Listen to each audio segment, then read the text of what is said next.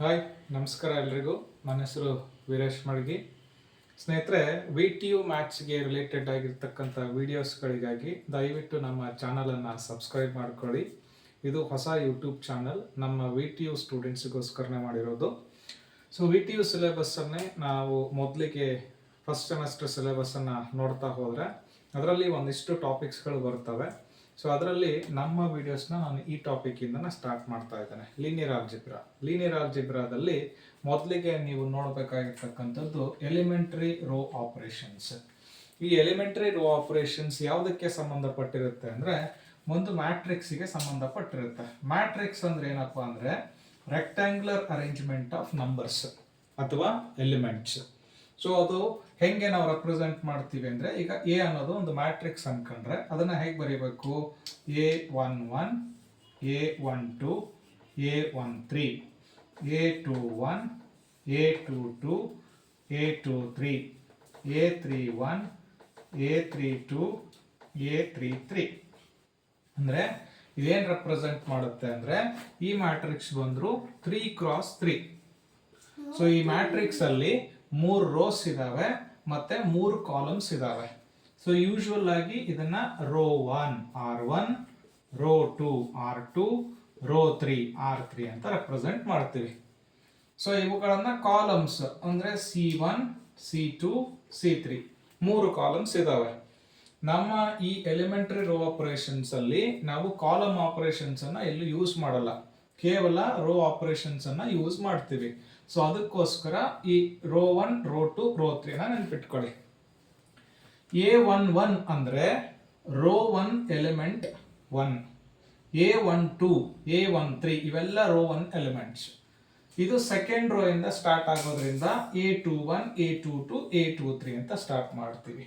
ಇದು ರೋ 3 ಆಗಿರೋದ್ರಿಂದ third row element ಆಗಿರೋದ್ರಿಂದ third row first element, third row second element, third row third element.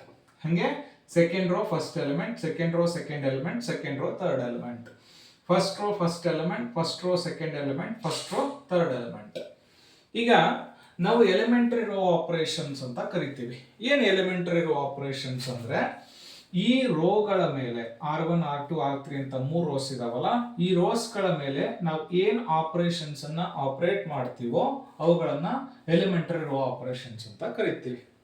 ಮೊದಲನೇದು ಏನಪ್ಪಾ ಅಂದ್ರೆ ಫಸ್ಟ್ ಆಪರೇಷನ್ ಏನಾಗುತ್ತೆ ಅಂದ್ರೆ we can add or subtract any 2 rows, any 2 rows. ಇದು ಫಸ್ಟ್ ಇಂಪಾರ್ಟೆಂಟ್ ರೋ ಆಪರೇಷನ್. ಅಂದ್ರೆ ಇಲ್ಲಿರ್ತಕ್ಕಂಥ 3x3 ಮ್ಯಾಟ್ರಿಕ್ಸ್ ಅಲ್ಲಿ ನಾವು ಯಾವ್ದಾದ್ರೂ 2 ರೋಸ್ ಅನ್ನ ಆಡ್ ಮಾಡಬಹುದು ಅಥವಾ ಸಬ್ಟ್ರಾಕ್ಟ್ ಮಾಡಬಹುದು. ಸೊ ದ್ಯಾಟ್ ನಮಗೆ ಇನ್ನೊಂದು ರೋ ಅಲ್ಲಿ ಫಾರ್ಮೇಶನ್ ಆಗುತ್ತೆ. ಫಾರ್ ಎಕ್ಸಾಂಪಲ್, ಈಗ ನಾನು ಈ ಮ್ಯಾಟ್ರಿಕ್ಸ್ ರೆಫರೆನ್ಸ್ ತಗೋತೀನಿ. ನಾನೀಗ ಸೆಕೆಂಡ್ ರೋ ಎಲಿಮೆಂಟ್ಸ್ ಅನ್ನ ಚೇಂಜ್ ಮಾಡಬೇಕು. ಹೆಂಗ್ ಚೇಂಜ್ ಮಾಡಬೇಕು ಅಂದ್ರೆ R2, ಈ R2 ಎಲಿಮೆಂಟ್ಸ್ ಏನಾಗಿರ್ಬೇಕಪ್ಪ ನನಗೆ ಅಂದ್ರೆ ಈ R2 elements sum of the first and second row elements ಆಗಿರಬೇಕು. ಅಂದ್ರೆ R1 ಪ್ಲಸ್ R2.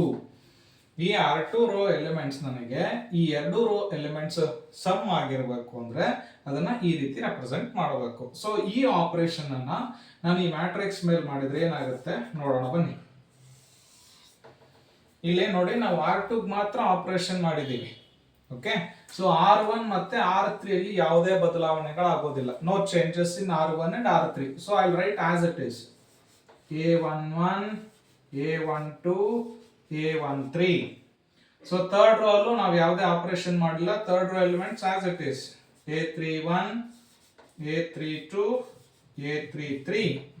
ಆದ್ರೆ ಸೆಕೆಂಡ್ ರೋ ಅಲ್ಲಿ ನಾವು ಈ ಆಪರೇಷನ್ ಮಾಡಿದೀವಿ. ಏನು ಅಂದ್ರೆ sum of the first row element and sum of the second row element will give the R2 elements. Okay, so ಏನಂಗಾರೆ R1 A11 plus R2 A21, second row ನ first element ಈ 2 rho elements ಅನ್ನ add ಮಾಡಿದಾಗ ಬರ್ತಕ್ಕಂತ some ಆಗಿರಬೇಕು.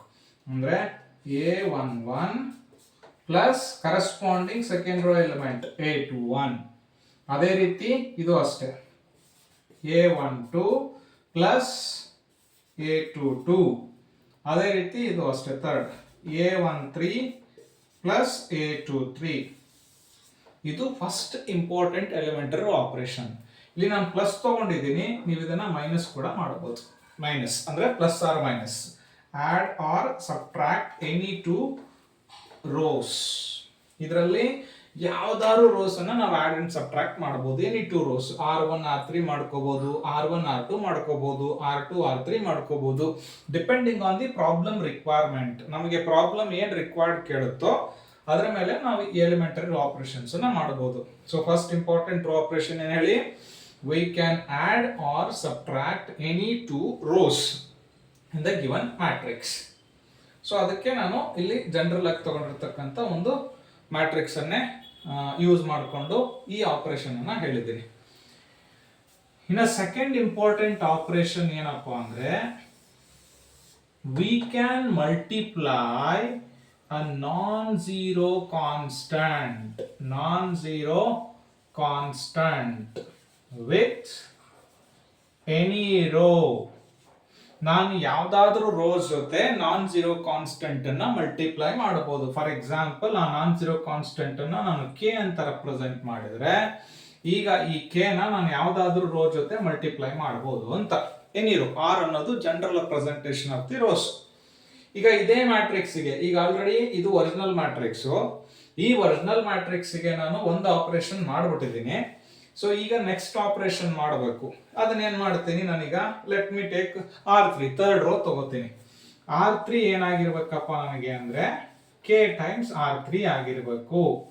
ಅಂದ್ರೆ ಈ R3 rho 3 ನ ಎಲ್ಲಾ elements ಅನ್ನ ನಾನು K ಇಂದ ಮಲ್ಟಿಪ್ಲೈ ಮಾಡ್ತಿದ್ದೀನಿ. ನಾನ್ ಜೀರೋ ಕಾನ್ಸ್ಟೆಂಟ್ ಅದಕ್ಕೆ ಅನ್ನೋದು.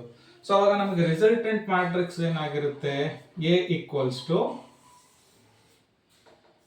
ಇಲ್ಲಿ ನೋಡಿ, ನಾನು ಫಸ್ಟ್ ರೋಗೆ ಏನು ಚೇಂಜಸ್ ಮಾಡಿಲ್ಲ, ಸೆಕೆಂಡ್ ರೋಗೆ ಏನು ಚೇಂಜಸ್ ಮಾಡಿಲ್ಲ, ಬರೀ R3 ಮಾತ್ರ ಇದನ್ನ ಮಲ್ಟಿಪ್ಲೈ ಮಾಡ್ತಾ ಇದ್ದೀನಿ. ಸೊ ಹಂಗಾಗಿ first row element A11, A12, A13 as it is ಇರ್ತವೆ. ಅದೇ ರೀತಿ ಸೆಕೆಂಡ್ ರೋ ಎಲಿಮೆಂಟ್ ಕೂಡ ಹಂಗೆ ಇರ್ತವೆ. A11 plus A21, A11 plus A21, A12 plus A22, A13 plus A23. So in the third row element I have changed because I use this operation.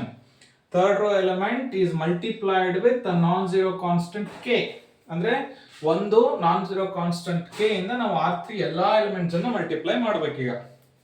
ಅಂದ್ರೆ K times A31, ಅದೇ ರೀತಿ K times A32, similarly K times A33.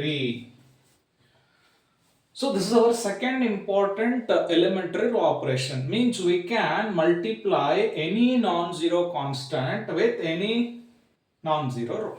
Okay. Then this constant, I mean this row can be adding or subtracting with any other row. Means the first elementary row operation will repeat. See, row operations only division is not possible. You cannot divide any two rows. Means R1, like R1 by R2 is not permissible.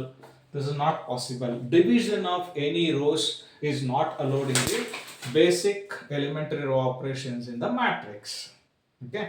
So these are the basic elementary row operations.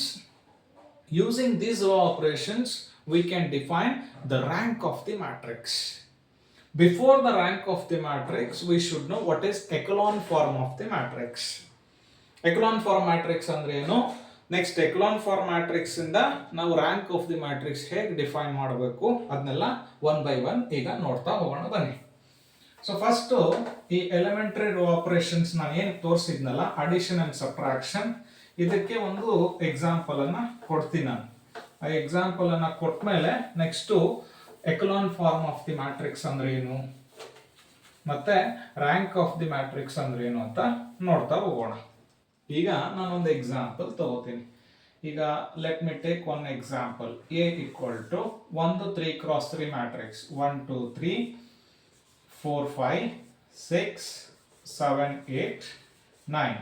So previously ನಾನು ಒಂದು general matrix ತಗೊಂಡಿದ್ದೆ, ಈಗ particular ಆಗಿ ಒಂದು number ಇರ್ತಕ್ಕಂಥ matrix. Again ಇದು 3x3 matrix, ಅಂದ್ರೆ 3 rose ಮತ್ತೆ 3 ಕಾಲಮ್ಸ್ ಇದಾವೆ ಅಂತ ಈ ಮ್ಯಾಟ್ರಿಕ್ಸ್ ಅಲ್ಲಿ. ಈಗ ನಾನು ಈ ಸೆಕೆಂಡ್ ರೋನ ಚೇಂಜ್ ಮಾಡ್ಬೇಕಪ್ಪ, ಅಥವಾ ಥರ್ಡ್ ರೋ ಚೇಂಜ್ ಮಾಡ್ಬೇಕು, R3 ನ ಚೇಂಜ್ ಮಾಡಬೇಕು. ನನಗೆ R3 ಹೆಂಗ್ ಚೇಂಜ್ ಆಗ್ಬೇಕಪ್ಪ ಅಂದ್ರೆ R3 ಎಲಿಮೆಂಟ್ಸ್ ಅಲ್ಲಿ R1 ಪ್ಲಸ್ R3 ಇರ್ಬೇಕು. ಅಂದ್ರೆ ಈ R3 ನನಗೆ ನೆಕ್ಸ್ಟ್ ಮ್ಯಾಟ್ರಿಕ್ಸ್ ಅಲ್ಲಿ R1 ಪ್ಲಸ್ R3 ಸೇರಿದ್ರೆ R3 ಎಲಿಮೆಂಟ್ಸ್ ಬರಬೇಕು. ಸೊ A ಈಕ್ವಲ್ಸ್ ಟು ಹೆಂಗ್ ಬರೆಯೋದಿದ್ನ, ಈಗ ನೋಡಿ ಈ ಆಪರೇಷನ್ ಬಂದು R3 ಮಾತ್ರ ಇರೋದು. ಸೊ R1 ಮತ್ತೆ R2 ಅಲ್ಲಿ ಯಾವುದೇ ಚೇಂಜಸ್ ಇರಲ್ಲ. ಇದು R1, ಇದು R2, ಇದು R3. ಇಲ್ಲಿ ನಾನು ಆಪರೇಟ್ ಮಾಡ್ತಿರೋದು ಕೇವಲ R3ಗೆ. ಸೊ R1 ಮತ್ತು R2 ನ ಹಂಗೆ ಬರೀಬೇಕು, ಅಂದ್ರೆ 1 2 3 4 5 6. ಬಟ್ ಥರ್ಡ್ ರೋ ಏನಾಗಿರುತ್ತೆ, the third row should be the sum of the elements of the first row and third row. So first row element ಏನಿದೆಪ್ಪ, ಫಸ್ಟ್ ಎಲಿಮೆಂಟ್ 1, ಅಂದ್ರೆ 1 ಪ್ಲಸ್ 7 ಮಾಡಿದ್ರೆ ನನ್ಗೆ ಏನ್ ಸಿಗುತ್ತೆ 8. ಈ ಆಪರೇಷನ್ ಇನ ರಿಸಲ್ಟ್ ಇದು. So R3 implies what? R1 plus R3. So R1 element and corresponding R3 element we have to add, and the resultant element we should write here. So 1 plus 7 8, 8 plus 2 10, 9 plus 3 12. So ಇದು add ಮಾಡಿದ್ದು. ಹಂಗೆ ನೀವು subtract ಮಾಡಬಹುದು. ಈಗ ನಾನು subtract, ಈಗ ಈ operation ಮಾಡಿ ಇಲ್ಲಿ ಬಂದತ್ತಲ್ಲ, ಇದಕ್ಕೆ ನಾನು ಸಬ್ಟ್ರಾಕ್ಟ್ ಮಾಡ್ಬೇಕಪ್ಪ, ಅಂದ್ರೆ R2 implies R2 minus R1. ಯಾವಾಗ್ಲೂ ಸೊ ನಾವು ಯಾವ ರೋಗೆ ಎಲಿಮೆಂಟ್ಸ್ ಅನ್ನ ಬರಿತೀವಿ ಆ ರೋ ಲೀಡಿಂಗ್ ಆಗಿರ್ಬೇಕು. ಎಸ್ಪೆಷಲಿ ಸಬ್ಟ್ರಾಕ್ಷನ್ ಬಂದಾಗ, ಅಡಿಷನ್ ಅಲ್ಲಿ ಏನು ಚೇಂಜ್ ಆಗಲ್ಲ. ಸಬ್ಟ್ರಾಕ್ಷನ್ ಬಂದಾಗ R2 ಯಾವಾಗ್ಲೂ ಲೀಡಿಂಗ್ ರೋ ಆಗಿರ್ಬೇಕು. ಈಗ ಇದಕ್ಕೆ ನಾನು ಮ್ಯಾಟ್ರಿಕ್ಸ್ ಅನ್ನ ಬರೆದ್ರೆ ಹೆಂಗಿರ್ತದ ನೋಡ್ರಿ, R2 ಒಂದ ನಾನು ಚೇಂಜ್ ಮಾಡ್ಬೇಕು, R1 ಏನು ಚೇಂಜ್ ಇಲ್ಲ, R3 ಏನು ಚೇಂಜ್ ಇಲ್ಲ. ಸೊ R1 ಹಂಗೆ ಬರ್ಕೋಬೇಕು 1 2 3, and R3 also I have to write as it is 8 10 12. But R2 ಏನದಲ್ಲ, so R2 should be the subtraction of second row element with first row. So 4 minus 1 3, 5 minus 2 3, 6 minus 3 3. So ಇದು subtraction. ಹೆಂಗ್ subtract ಮಾಡೋದು rose ಅನ್ನೋದಕ್ಕೆ example ಇದು ನೋಡ್ರಿ. R2 subtract ಮಾಡಕತ್ತೀನಿ, ಹೆಂಗ R2 element with R1 element. So ಇದು ಒಂದ ಆಪರೇಷನ್ ಮಾಡ್ಬೇಕಾಗಿರೋದ್ರಿಂದ R1 R3 ಹಂಗ ಬರ್ಕೊಂಡಿ, ಏನು ಚೇಂಜಸ್ ಇಲ್ಲ. ಬಟ್ ಇದಕ್ಕ ನಾನು R2 minus R1. So 4 minus 1 ಏನಕತಿ 3, 5 minus 2 ಏನಕತಿ 3, 6 minus 3 ಏನಕತಿ 3. ಇದು ರಿಸಲ್ಟೆಂಟ್ ಮ್ಯಾಟ್ರಿಕ್ಸ್ ಫಾರ್ ಈ ಆಪರೇಷನ್ ಗೆ. ಈಗ ನಾನು ಇನ್ನೊಂದು ಆಪರೇಷನ್ ಹೇಳಿದ್ದೆ, ನಾನ್ ಜೀರೋ ಕಾನ್ಸ್ಟೆಂಟ್ ಅನ್ನ ಮಲ್ಟಿಪ್ಲೈ ಮಾಡೋದು. ಅದ ಹೆಂಗ, ಈಗ for example next R3 implies 4 times R3 plus R1. ಅಂದ್ರೆ ಸೊ ದಿಸ್ R3 ಈ ಮ್ಯಾಟ್ರಿಕ್ಸ್ ಗೆ R3 ಇದು, R2 ಇದು, R1 ಇದು. ನೀವು ಯಾವುದು ಓಲ್ಡ್ ಹೋಗಬಾರ್ದು. ಸೊ ಲೇಟೆಸ್ಟ್ ನಮಗೆ ಏನ್ ಮ್ಯಾಟ್ರಿಕ್ಸ್ ಇರ್ತೈತಲ್ಲ ಅದಕ್ಕೆ ನಾವು ಈ ಆಪರೇಷನ್ ಹಾಕಕತ್ತೀವಿ. ಸೊ ಇಲ್ಲಿ ಅಷ್ಟೇ R3 ಗೆ ಅಷ್ಟೇ ಇದು ಆಪರೇಟ್ ಆಗೋದ್ರಿಂದ R1 R2 ಹಂಗ ಬರೀಬೇಕು, no changes in the R1 R2. So A equal to ಹೆಂಗಕತ್ತಿದೆ 1 2 3 as it is, 3 3 3 as it is. Okay, next R3 ಹೆಂಗ್ ಬರೀಬೇಕು, 4 times R3 plus R1. 4 times R3, ಈ R3 ಗೆ ನಾವು 4 ಇಂದ ಮಲ್ಟಿಪ್ಲೈ ಮಾಡಬೇಕು, ಅಂದ್ರೆ ಇಂಟು 4 ಇಂಟು 4 ಇಂಟು 4. ಇದು ನಾನು ಜಸ್ಟ್ ರೆಫರೆನ್ಸ್ ಬರೆಯಕತ್ತಿರೋದು, ನಿಮ್ಗೆ ಗೊತ್ತಿರಲಿ ಅಂತ. ನೀವು ಇದನ್ನ ಪೆನ್ಸಿಲ್ ನ ಬರ್ಕೊಂಡು ಆಮೇಲೆ ಎರೇಜ್ ಮಾಡಬೇಕು ಎಕ್ಸಾಮ್ ನ ಬರೀಬೇಕಾದ್ರೆ. ಸೊ ಇದನ್ನ ಮಲ್ಟಿಪ್ಲೈ ಮಾಡಿ ಈ ನಂಬರ್ ಅನ್ನ R1 ಜೊತೆಗೆ ಆಡ್ ಮಾಡಬೇಕು, ಪ್ಲಸ್ R1 ಐತಿ. ಅಂದ್ರೆ 8 ಇಂಟು 4 ಎಷ್ಟಪ್ಪ, ಸೊ 8 ಇಂಟು 4 32. ಈ 32 ನ ನಾನು 1 ಜೊತೆಗೆ ಆಡ್ ಮಾಡಬೇಕು. ಓಕೆ, ಪ್ಲಸ್ 1 ಅಂದ್ರೆ ಹೆಂಗ್ ಬರೆಯೋದು ಇದನ್ನ, ಇಲ್ಲಿ ತೋರಿಸ್ತೀವಿ ನೋಡ್ರಿ. ಇದನ್ನ ಪ್ಲಸ್ 1 ಇದೇನು ಇಂಡಿಕೇಟ್ ಮಾಡ್ತತಿ ಹೇಳ್ರಿ 4 times R3 plus R1 indicate ಮಾಡ್ತತಿ ಅಂದ್ರೆ first element. Okay 8 into 4 plus 1, so 8 into 4 32 plus 1, so 33 ಅಂದ್ರೆ ನನಗೆ ಫಸ್ಟ್ ಎಲಿಮೆಂಟ್ 33 ಬರ್ತದ. ಹಂಗ same second element 10 into 4 plus corresponding R1 element ಎಷ್ಟು 2, so 10 into 4 44 plus 2, so 44 plus 2 46. Next ಹಿಂಗ 12 into 4 ಪ್ಲಸ್ ಕರೆಸ್ಪಾಂಡಿಂಗ್ ಎಲಿಮೆಂಟ್ ಏನದ 3, so 12 into 4 48 plus 3, so 48 plus 3 51. So ಇದು ನಿಮ್ಗೆ ಅರ್ಥ ಆಗ್ಲಿ ಅಂತ ನಾ ಹಿಂಗೆ ಬರ್ದೀನಿ. ಎಕ್ಸಾಮ್ನಾಗ ನೀವು ಡೈರೆಕ್ಟ್ ಆಗಿ ಬರೀಬೇಕು. ಪರ್ಫೆಕ್ಟ್ ಆದ್ಮೇಲೆ ಹಿಂಗೆ ಮಾಡೋ ಅವಶ್ಯಕತೆ ಇಲ್ಲ. ಸೊ ಪರ್ಫೆಕ್ಟ್ ಆಗೋದಕ್ಕಿಂತ ಮುಂಚೆ ಹಿಂಗೆ ಸ್ಟೆಪ್ ಬೈ ಸ್ಟೆಪ್ ಮಾಡ್ಕೊಂಡ್ರೆ ಈಸಿ ಆಗತ್ತೆ ಅಂತ ಅಷ್ಟ. ಸೊ ಈಗ ಫಸ್ಟ್ ಎಲಿಮೆಂಟ್ 33, ಸೆಕೆಂಡ್ ಎಲಿಮೆಂಟ್ ಏನು 46, ಥರ್ಡ್ ಎಲಿಮೆಂಟ್ ಏನು 51. ಓಕೆ, ಸೊ ಇದು ನಮಗೆ ಎಲಿಮೆಂಟರಿ ರೋ ಆಪರೇಷನ್ಸ್. ಒಂದು ಎಕ್ಸಾಂಪಲ್ ತಗೊಂಡು ನಾನು ಮಾಡಿ ತೋರಿಸಿದ್ ನಿಮ್ಗೆ ಹೆಂಗ್ ಮಾಡೋದು ಅಂತ. ಈ ರೋ ಆಪರೇಷನ್ಸ್ ನಮಗೆ ಗೊತ್ತಿದ್ರೆ ನೆಕ್ಸ್ಟ್ ನಾವು ಎಕಲಾನ್ ಫಾರ್ಮಿಗೆ ಹೋಗ್ಬೋದು ಅಥವಾ ರೋ ಎಕಲಾನ್ ಫಾರ್ಮಿಗೆ ಹೋಗ್ಬೋದು. ಎಕಲಾನ್ ಫಾರ್ಮ್ ಅಂದ್ರೆ ಏನು, ಅದನ್ನ ಹೆಂಗ ಮಾಡೋದು ನೋಡೋಣ ಬನ್ನಿ ಒನ್ ಬೈ ಒನ್. ಎಕಲಾನ್ ಫಾರ್ಮ್ ಗೊತ್ತಿದ್ರೆ ಮಾತ್ರ ನಮಗೆ ನಾವು next rank of the matrix define ಮಾಡಕ್ ಆಗತ್ತೆ.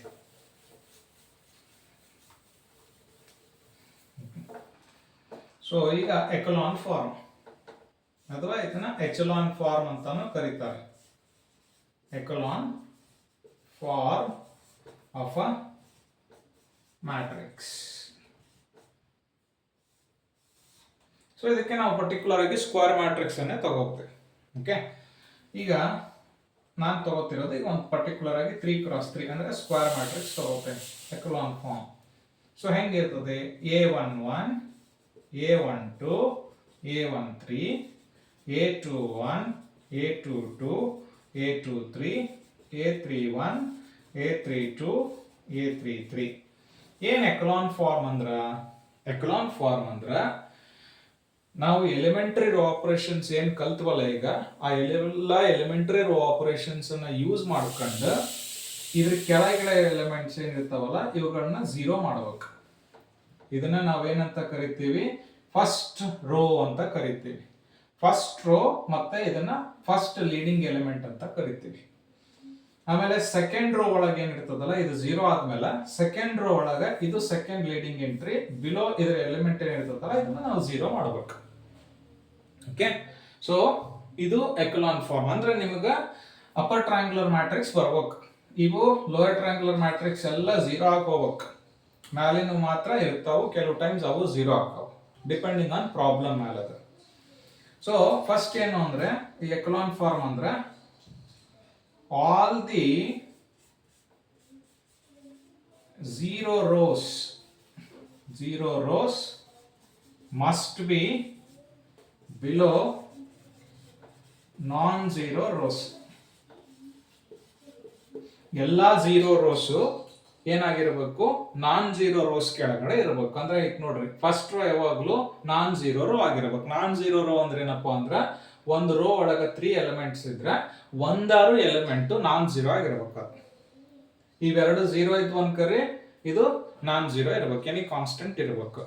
ಸೊ ಯೂಶುವಲ್ ಆಗಿ ಎಕಲಾನ್ ಫಾರ್ಮ್ ನಾಗ ನಾವ್ ಏನ್ ಮಾಡ್ತೀವಿ ಅಂದ್ರೆ ಆ ರೋ ಒಳಗಿರೋ ಎಲ್ಲಾ 3 ಎಲಿಮೆಂಟ್ ಕೂಡ ನಾನ್ ಝೀರೋ ರೋ ತರ ನೋಡ್ಕೋತೀವಿ. ಓಕೆ, ಸೊ ಇಲ್ಲಿ all the zero rows must be lies or below non-zero rows. Second one, every non-zero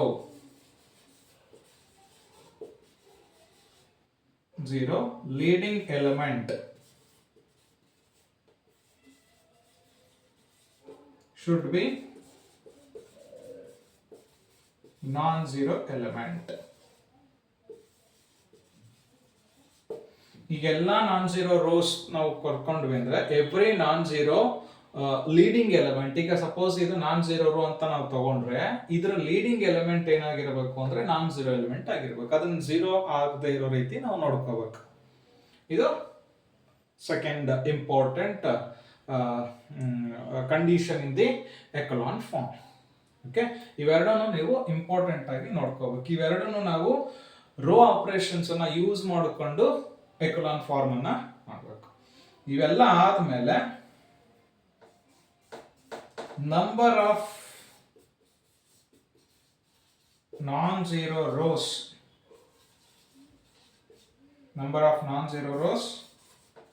present in row echelon form is called rank of that matrix.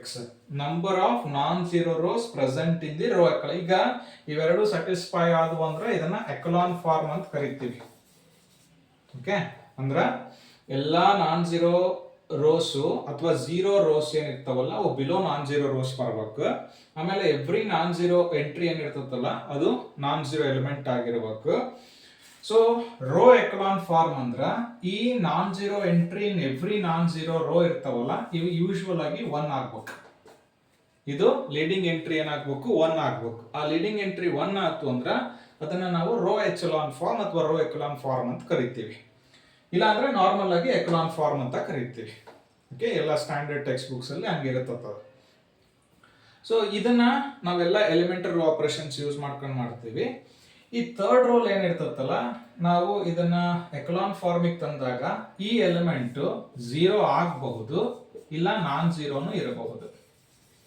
0 ಆಗಬಹುದು, ನಾನ್-ಝೀರೋನು ಇರಬಹುದು. So rank of the matrix ನಾವು ಹೆಂಗ್ define ಮಾಡ್ತೀವಿ ಅಂದ್ರೆ ಈ matrix ಅನ್ನ ನಾವು ಎಕಲಾನ್ ಫಾರ್ಮಿಗೆ convert ಮಾಡಿದ್ಮೇಲೆ ಆ ಎಕಲಾನ್ ಫಾರ್ಮ್ ಮ್ಯಾಟ್ರಿಕ್ಸ್ ಅಲ್ಲಿ ಸಪೋಸ್ ಯಾವ್ದಾದ್ರೂ ನಾನ್-ಝೀರೋ ರೋಸ್ ಇದ್ರೆ ಅದನ್ನ ನಾವು ರ್ಯಾಂಕ್ ಅಂತ ಕರಿತೀವಿ. ಫಾರ್ ಎಕ್ಸಾಂಪಲ್ ನಾನು ಇದನ್ನ ಕನ್ವರ್ಟ್ ಮಾಡಿದೆ ಅನ್ಕೊಳ್ಳಿ, ಹೆಂಗ್ ಬರ್ಬೋದು? This is A11, A12, A13 0 0, A21 0, A23, A33.